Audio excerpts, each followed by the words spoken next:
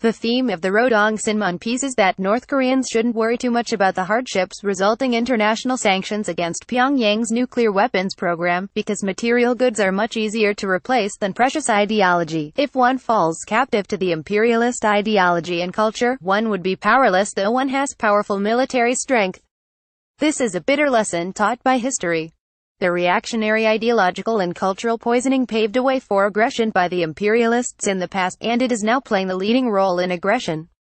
Any destroyed material wealth can be restored, but nothing can make up for the mental and moral ruin of human being or the ideological and cultural ruin of the nation.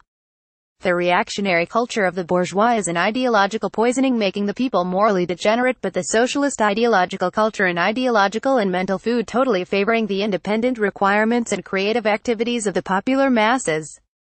North Korean propaganda portrays South Korea as a hapless puppet of American interests, arguing that the government in Seoul doesn't even qualify as a legitimate nation-state.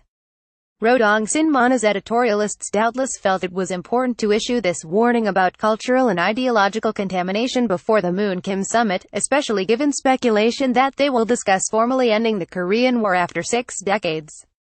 The Kim regime doubtless wishes to reassure its people that the new diplomatic opening won't compromise North Korea's cultural and political integrity, no matter how many South Korean pop singers turn up in Pyongyang to serenade the communist elite.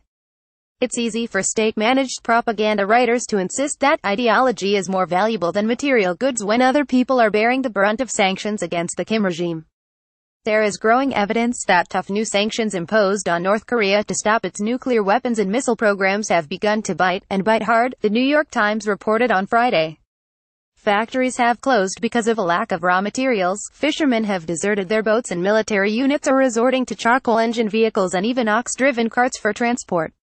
The Times noted that North Korea's techniques for coping with the sanctions include smuggling, shifting scarce resources to the military and political elite, and patriotic appeals such as the Rodong Sinmun editorial. Decades of such propaganda have made North Korea capable of withstanding tremendous economic pressure, as the people are prepared to suffer so their ruling class and military can remain comfortable. If you think the North Koreans would revolt or the regime would collapse because of sanctions, you don't know anything about the North Koreans. These are people who survived the famine by eating weeds and even talk proudly about it. North Korean defector Kong Mi-jin pointed out.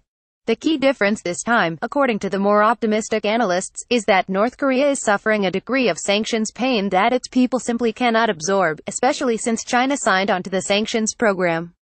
Industries are shutting down, sources of hard currency have been choked off, and shortages of food and fuel could be on the horizon. It may not be enough to bring Pyongyang to the breaking point, but it might have inspired Kim to make a deal before the breaking point arrives.